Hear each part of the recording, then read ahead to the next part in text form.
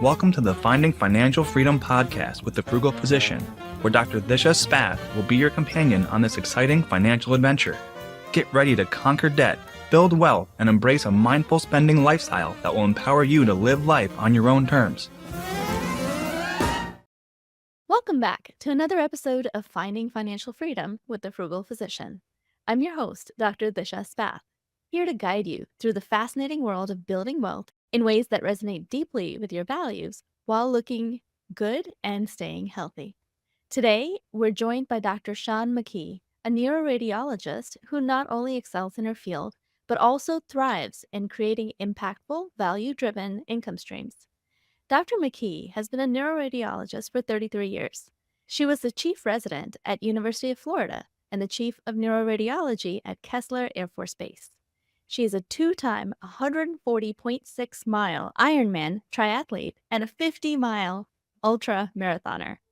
She has been married to her gastroenterologist hubby for 35 years and has two adult sons who are great humans and future attorneys. She's also a proud dog mom to 3 happy little dogs and 1 zany big dog. She's the founder of Vitality MD, helping ambitious, health-minded women over 40 go from frazzled to flourishing. Dr. McKee, thank you for joining us. Dr. Disha Spath, it's wonderful to be here. Thank you. Thank you. So first you have to tell us, how do you find time to do both radiology and Ironman races and run a social media company? Well, goodness, I will have to tell you, it is with the help of a small army. When I first fell in love with endurance sports, I was in high school. I mean, my first marathon with my father when I was a senior in high school and Wow. picked it up again later in medical school. As it happens, when I was pregnant with my second son, my husband decided he too would like to do marathons and ultra marathons. And after my son was delivered, I started back into the training. Luckily, I had a wonderful nanny because, I had to go back to work. So I had to have her there. And so my weekends consisted of long naps with the kids and me hopping on a bicycle and riding 80 miles or so with a small army of help is how I did it. Wow, I can't even imagine running regularly rather than training for an ultra marathon right after having a child. That's really, really amazing and great that you're able to hop back into it. And it seems like you have sustained that habit of staying active throughout the years. Absolutely. After my mid 40s, things did modify a little bit. You can only beat yourself up physically for so long, for long periods of time. I modified things and I've gone from endurance to more of a quick, intense bursts of activity that don't really stress my adrenals out. Because, yes, if you do those long bouts of just crazy endurance as a woman who's breastfeeding and having children and working and all the things, it can deplete your adrenals. So, cautionary tale. Is your husband also continuing to stay active and work He out?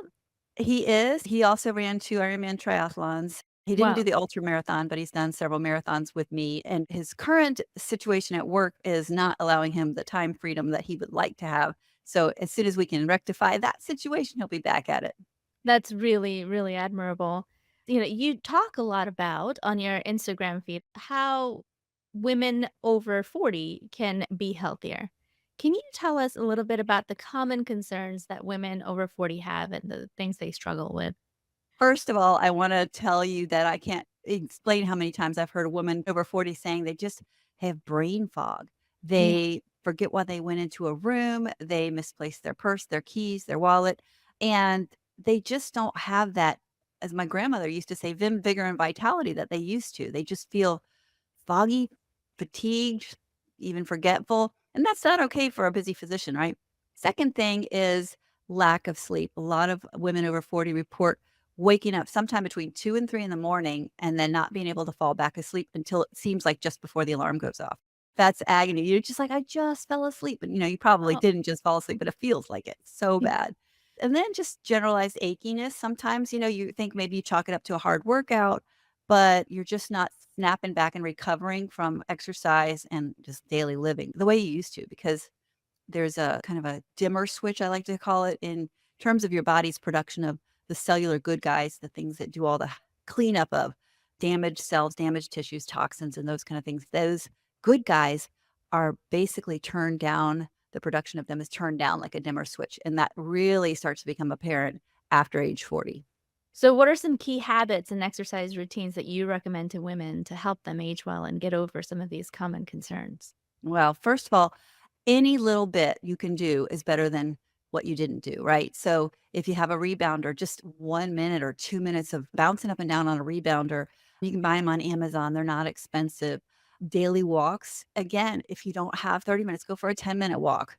Okay. Here's my favorite jump squats. I love jump squats. You just drop down, pop back up, do it again 10 more times, and it's invigorating.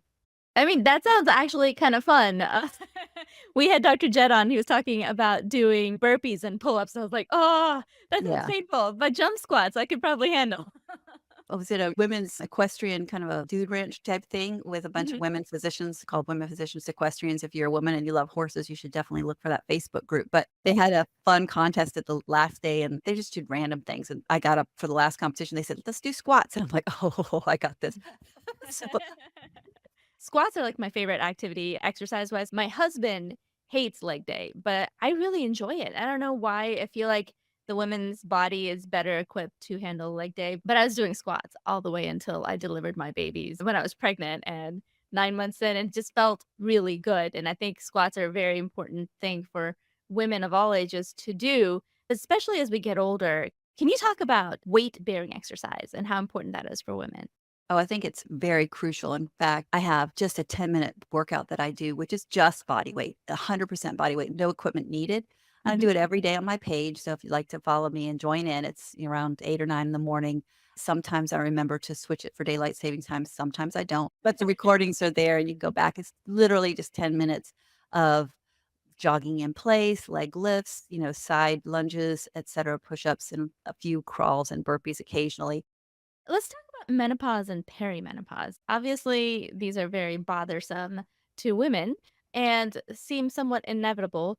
How can physicians better navigate the symptoms of perimenopause and menopause while practicing medicine? Because we know we don't need anything else getting in our way.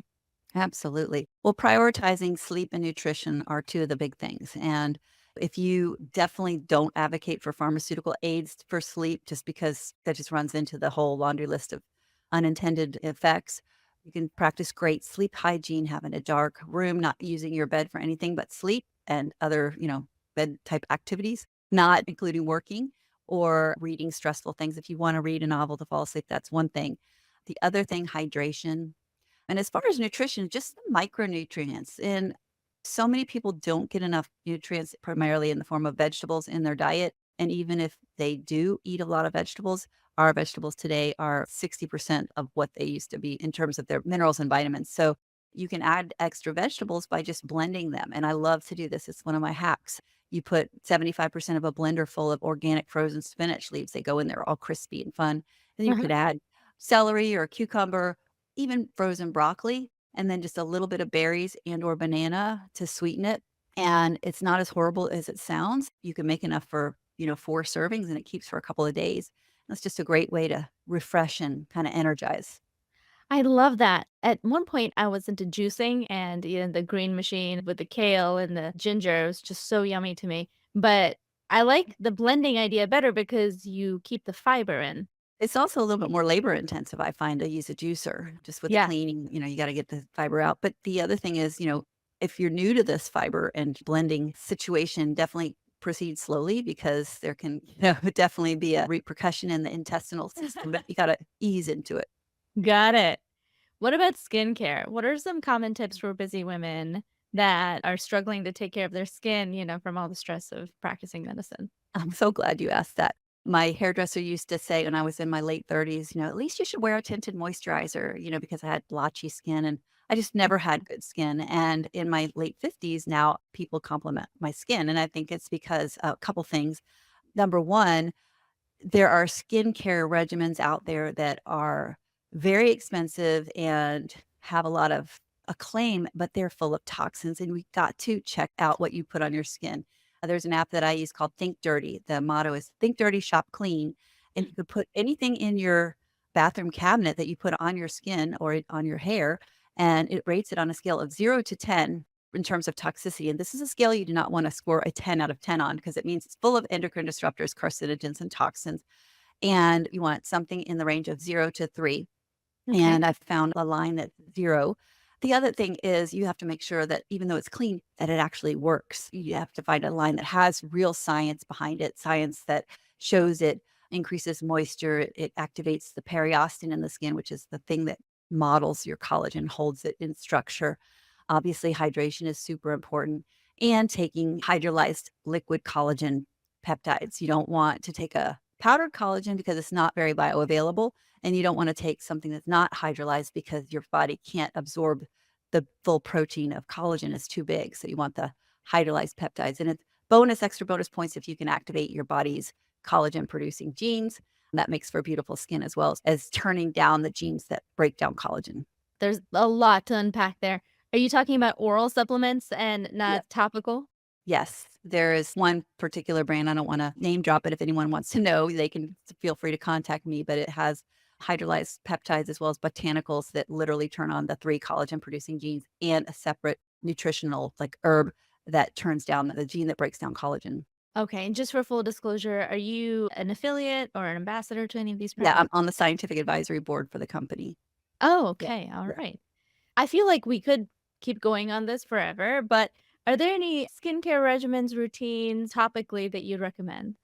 Oh, yeah. In fact, again, the same company that, produced the collagen, it's a whole system. It's called activated skincare, and the cleanser, it actually exfoliates the skin gently, which I love because if you use walnut husks or any type of jojoba beads, that damages the skin. And sometimes people are a little aggressive with that. So it's nice to have. And then the chemical exfoliants can damage the skin. So this is a gentle enzymatic process. There are eye serums that lift and actually affect the eyes in a 360-degree fashion. So it actually lightens dark circles. It removes by lipolysis the fat underneath the eyes that make eye bags. And it actually helps lift the eyelids. I didn't notice it, but I had the beginnings of droopy eyelids, and now I don't. Yeah, oculoplasty seems very unpleasant to go through, so that sounds amazing. So let's talk a little bit about how your career has progressed. I mean, you were practicing neuroradiologist for quite a while. How did you go from that to wellness?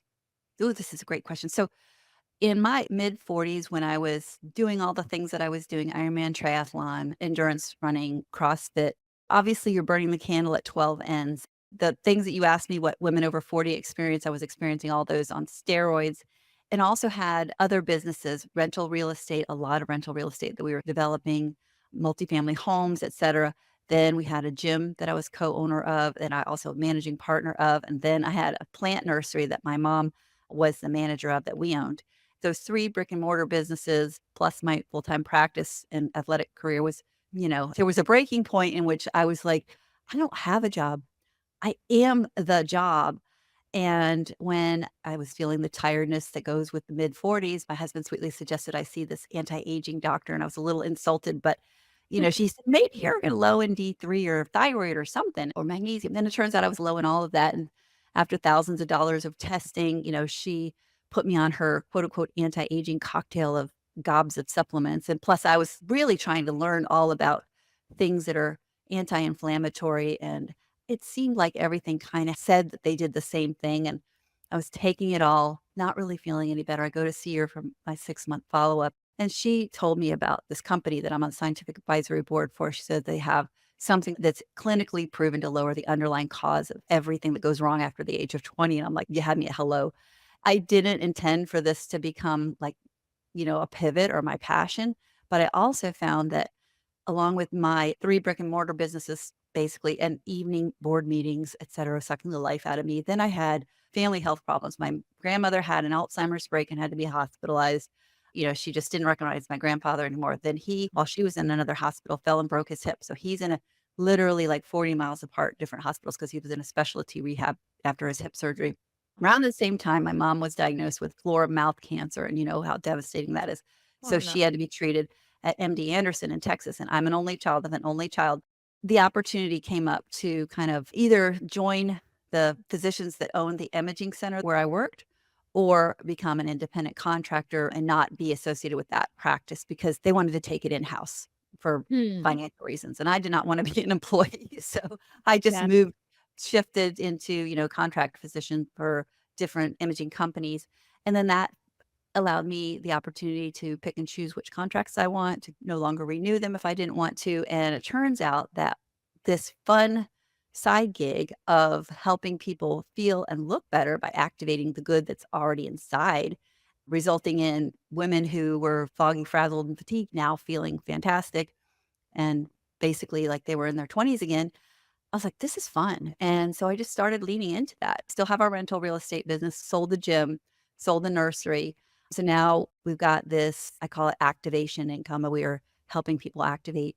And we've got the rental income. And this wellness thing is just where people are right now. And it's fun to be where people are going. Well, I totally relate to your sandwich generation struggle. And I feel like a lot of women, especially as physicians and people that are in healthcare, we are often tasked and want to take on the task of taking care of the elderly in our family and the generation that cared for us. It sounds like there's a lot of adjustment going on during that time period in your life that you had to make space to do that. Do you have any words of wisdom for other women that might also be struggling with being in the sandwich? Yes, it's just take many breaks. You have to try to compartmentalize and prioritize getting some sunshine on your face and body if you can, even if it's a minute, literally just stolen moments. I actually have a guide that I produce, which kind of highlights the top 5 stolen moments where you can just take a powerful pause Mhm. to boost up your own resilience. So if anyone wants that, they can reach out to me for that. Even breathing, remember a time in my life where I swear I thought I didn't even have time to pee, and that's because I didn't have time to pee. Yep. Happens a lot in And I medicine. s and I said that out loud on so many occasions. I don't have to pee. Anyway, I just don't think people should live like that. I really don't. And so just take time for peace. "Slow Me Down, Lord" is a poem that I love. I can't remember the author's name. "Slow me down, Lord, ease the pounding in my heart." If you take that as nighttime meditation, that's a good reminder to you can only do so much and you have to fill your cup before you can fill others' cups. Absolutely. We get so caught up in just doing the next task and the next task and trying to stay on track and see as many people as possible or do as much paperwork as possible. And just little moments of stopping, taking a deep breath, setting an intention, resetting between rooms, even can be so powerful for our overall wellness, overall state of mind, and also makes us better physicians, right? When we walk in refreshed into a room rather than frazzled.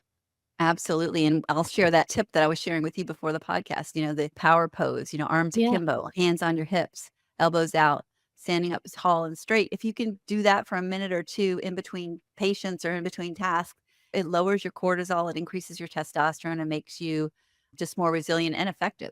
So it's a wonderful little hack.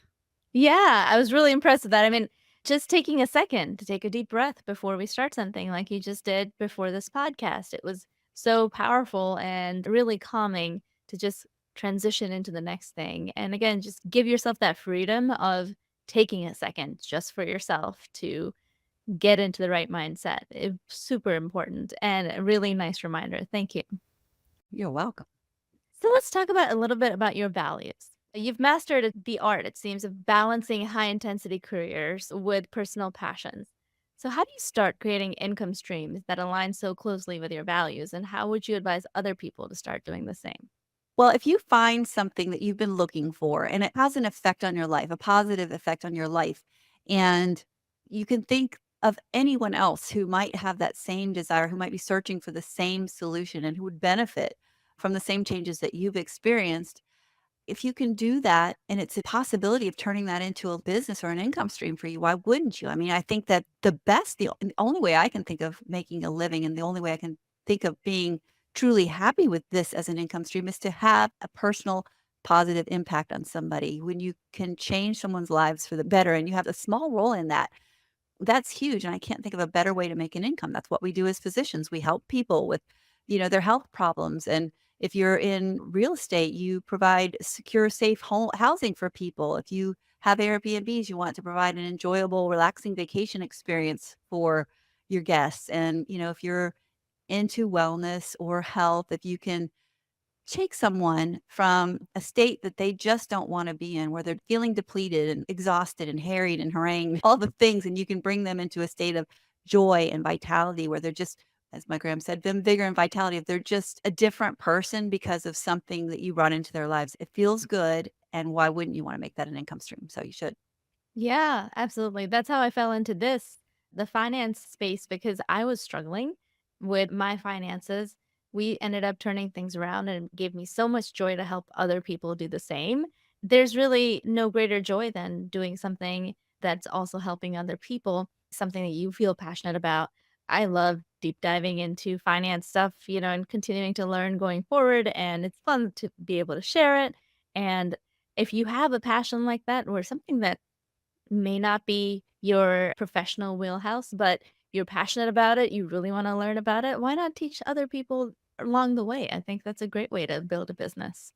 Yeah. And it's a lot of fun as well. Yeah, absolutely. But it does provide that satisfaction that can be somewhat difficult to get in medicine. I'm not gonna say it's not there. Of course, it's there when you help patients, but in medicine, we're often so pulled in so many different directions at all times, and it's very task oriented, and you have a lot of external pressures. If you can find something else that helps supplement your income stream, I think you should definitely do it. So, with such a busy life, maintaining these income streams must require some innovative strategies. What tools or practices have you found most effective in managing everything? Well, the main thing is delegation, Yeah. having the right person in the right seat on the bus. You can't do it all. And I've been able to look at my daily obligations and pick out the things that could be done by anyone as long as they're done correctly. And I've just, made a system of developing procedures for various things that don't bring me joy that I have to do, and putting someone else in that role, and then using that invested in time for other things. Yeah, I mean, in physician practices, we're so good about that, right? You could answer the phones and schedule patients and, room them and draw their blood, but we don't do that because it's not worth the physician's time. We could be making a whole lot more impact, seeing more patients, and not doing those things and having other people do those things frees your time up.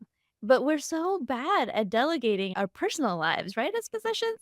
Because especially as women, we feel like we should be doing it all. There's a lot of pressure, especially in the Indian community, to, cook and clean and do the laundry and be an amazing mother and be an amazing physician. And then you start adding running businesses and real estate, and then it just becomes so much. To be able to delegate is such an important skill. Like, do you sit down and, like, do this in a written format, or does this sort of happen kind of more organically over time? Basically, I just kind of brainstorm areas that I need help in, and then I put the top, like, 3 or 4 tasks in each area, and then with the help of, virtual assistants or in-home assistants, just taking that and breaking it down and saying, "This is the way I'd like to this task done each day or each week," and then just giving my people that I'm delegating to a little bit at a time, making sure they're doing it right and making sure they understand, and then adding the next thing, and then the next thing, and the next thing. So initially, it may be something, teeny tiny, but, at the end of a year, you've got this long list of things that they take care of for you, which is nice. Give me some examples of things you have outsourced. Oh, I'm gonna give up the secrets. Okay, so That's why we're here. number 1, each year I record a birthday greeting, and if this is a person that I'm connected to, I have my assistant be sure to send out that birthday greeting along with the personal, hello name, right? And Uh-huh. then that recording that I made for the year goes out to them, and then when they respond, then I personally respond back. So I'm having a real conversation, but the initial reach out was not me. It's my voice, but it's not my fingers doing the sending on that. So it's Huh. just that it's that keeping in touch with people that just, helps, because sometimes when you're in touch with somebody on their birthday, they may be like, "You know what? I've been meaning to reach out to you. I've been having issues with da da da da," and then you can help them. So that's one thing. Obviously, cleaning the house is another thing. Once a week, I have a lady who is absolutely amazing, super sweet, and just so professional at it. And she's in and out in 2 hours, what would take me, 8 hours to do. Does a much better job at it. There's other things like keeping up with business contacts in a CRM. Now, I am moving into utilizing artificial intelligence for that, which is VA on steroids, which if used properly. And there's all kinds of ways that you can maximize the leverage that AI gives you by, having a prompt that actually gives you a great result instead of blah that sounds like it's virtual AI. And sometimes you can see people's ads or posts and you're like, oh, that was written with AI. And you don't want to do that, but Yeah. just use it where it can really lean in on what you're looking to convey.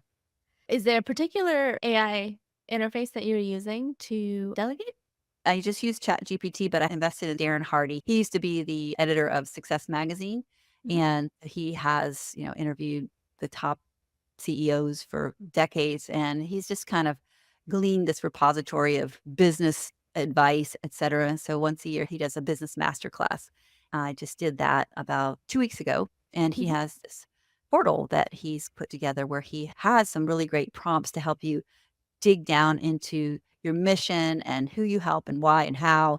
We're in the process of using ChatGPT to really just build up a robust, audience person that I'm speaking to. Because if you speak to everyone, you speak to no one, right? So really getting to that nitty gritty of who the woman is that's exhausted and tried everything and just nothing's working, and she just, feels like she's blah. It's going to help with keeping in contact and the email sequencing that you're doing a beautiful job with, by the way. Thank you.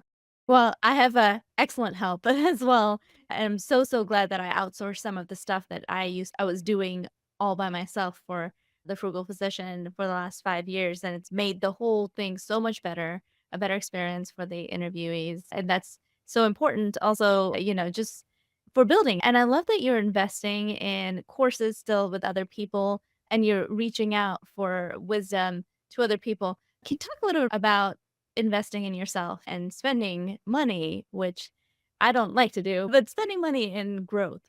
Well, yes, it's so important because it's not that you don't know it, it's that it's not brought to the front of your mind. And that's the beauty of investing in, help that's structured and is in an area that you're wanting to grow in, because it's not knowledge that's the source of all power. It's execution. It's doing the thing that you know you should do and you do it.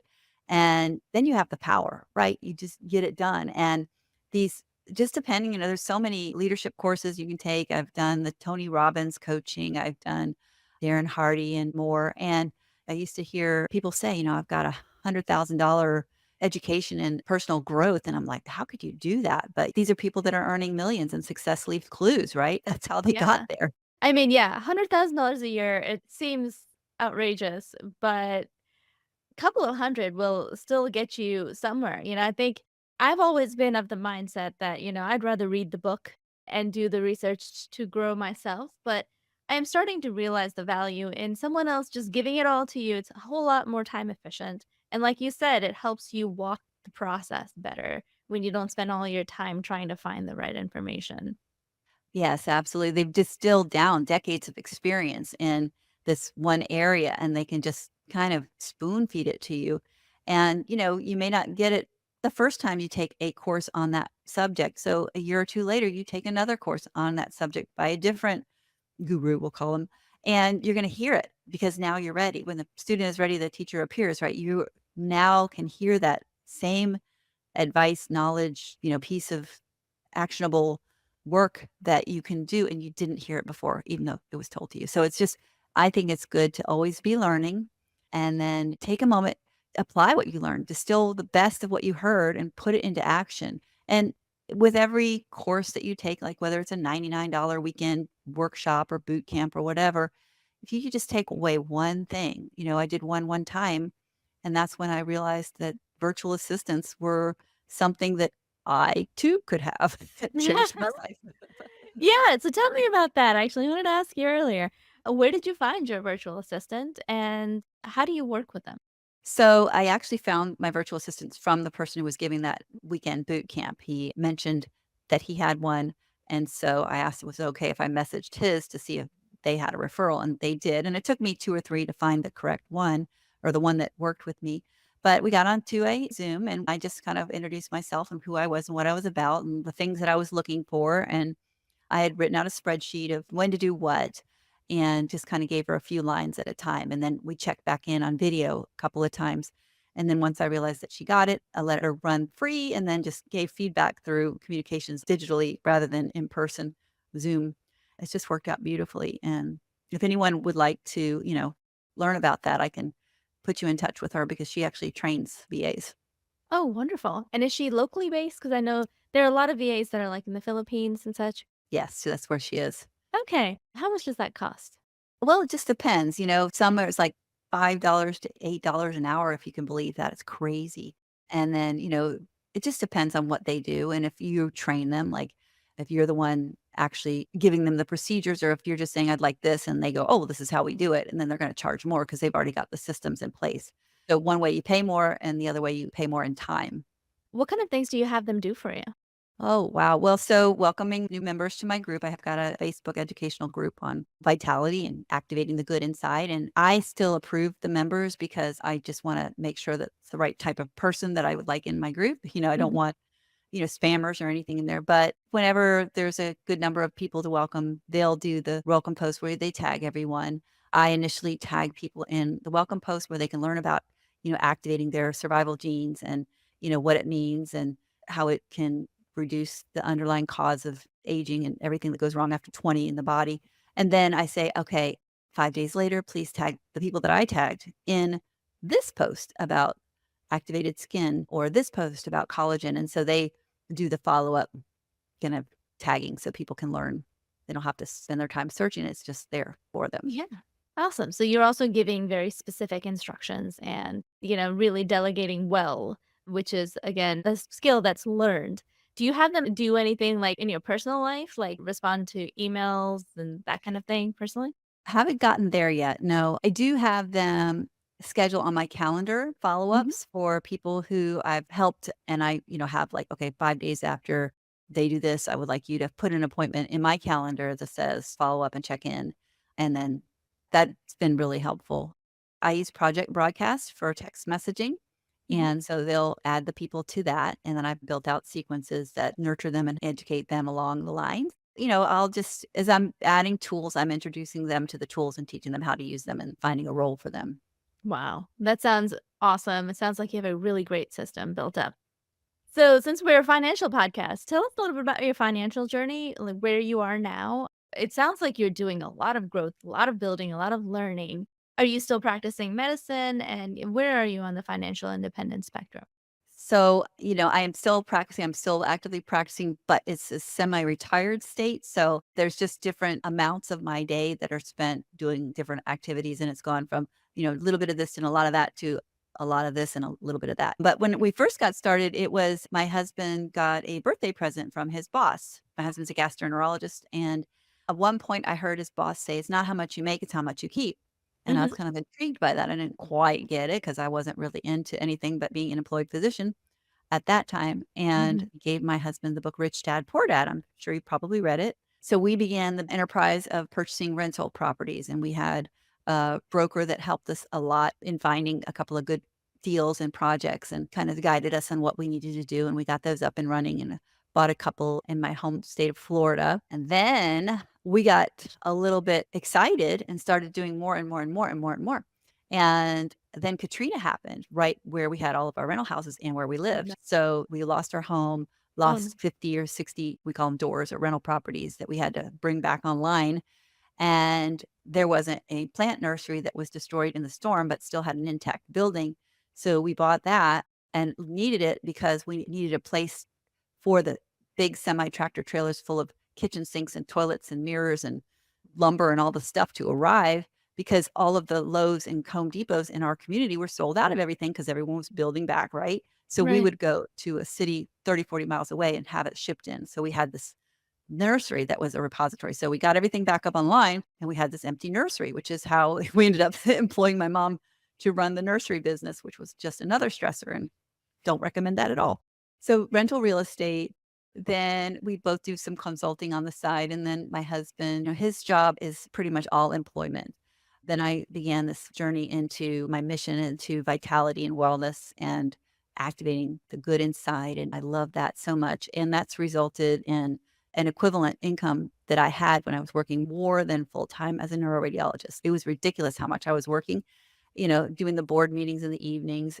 I just leaned into what was bringing me joy and leaned away from what was sucking the life out of me. And that's where I ended up where I am today.